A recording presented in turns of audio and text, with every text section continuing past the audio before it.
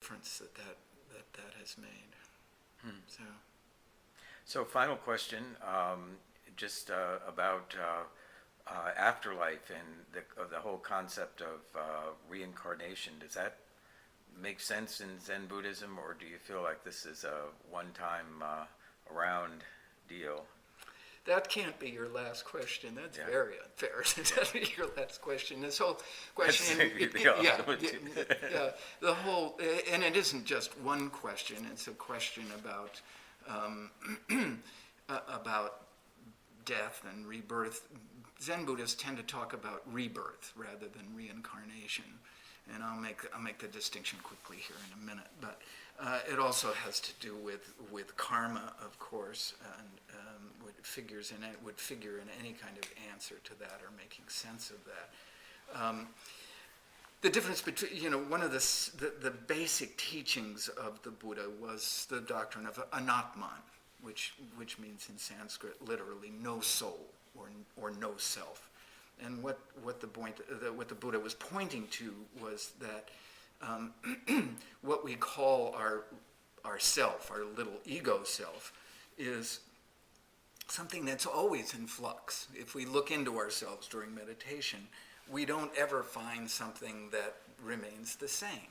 We find ideas and thoughts and feelings that are constantly changing and shifting. But we never find our little self. Our little self can't be an object to us.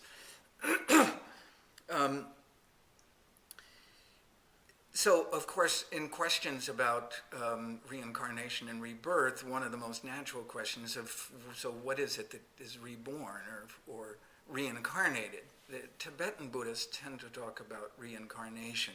But for Zen Buddhists, since there is nothing that we think of as having been incarnated and put into a body, in other words, the idea that somehow Dharman, the real Dharman, is a substantive soul, or a soul that can survive the death of Dharman's body. That's a Platonic idea. That's a Greek idea. It's not unheard of in the East, but that's certainly not a Hebraic idea either. And that idea works its way into Christianity largely through the Greeks. That's right. And that is not the idea that the Buddha had of what it meant to be a little self. I mean, the Buddha has been called the first of the bundle theorists. He had a theory of the self that was surprisingly not unlike David Hume's theory of the self. The problem with bundle theories of the self is always, so what's the string that ties it together? How do you account for unified consciousness? Well, that has more to do with the true self, or the true nature, or true nature. What it is that gets reborn, wow, we have study groups about this that have gone on for years here at the Zen Center, and the concept of birth and rebirth and karma and the connection of all of those, that is very difficult and hard to understand. Happily, Sensei always says, and it's true, in Zen Buddhism, you're not committed to any view of what's going on here. And we don't have to have any ideas or convictions about any of this stuff.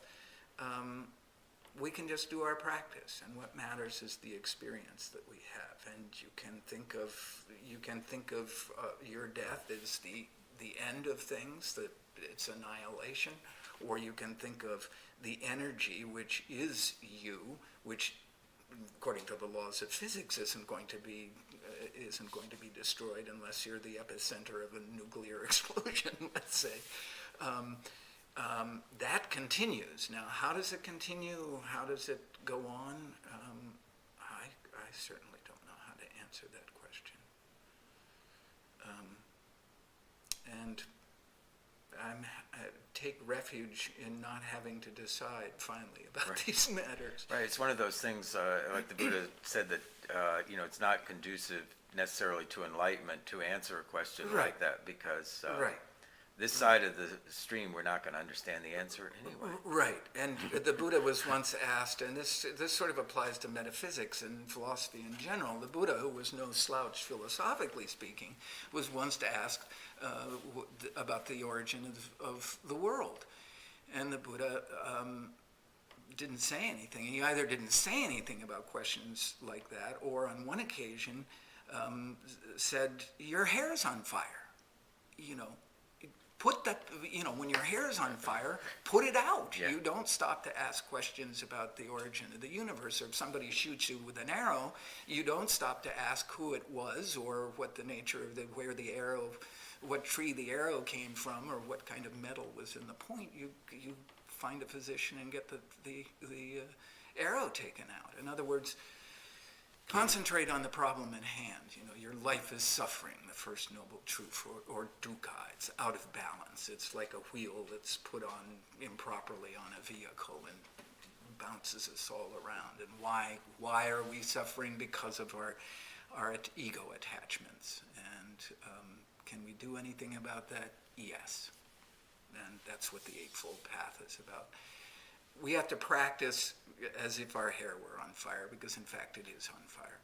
And once the fire is out, then we'll have time for, and as you said, at that point, the answers or possibilities for answering that question about rebirth or reincarnation are more intelligible to us anyway. So if that wasn't a good final question, what would be a good final question? Okay, ask your own question here. Yeah. End on a high note here. Oh no, well Yeah. I mean that's a high enough point for Yeah. me. Okay. Well, great. Well, I thank you. just didn't want, I didn't want to be able to, to pretend for a moment that I was going to answer questions about rebirth or reincarnation with any intelligibility. It was kind of a test. I was putting you to a little bit of a test there to see how you would answer. Well, thanks again. I'm going to stop this thing now. You're welcome.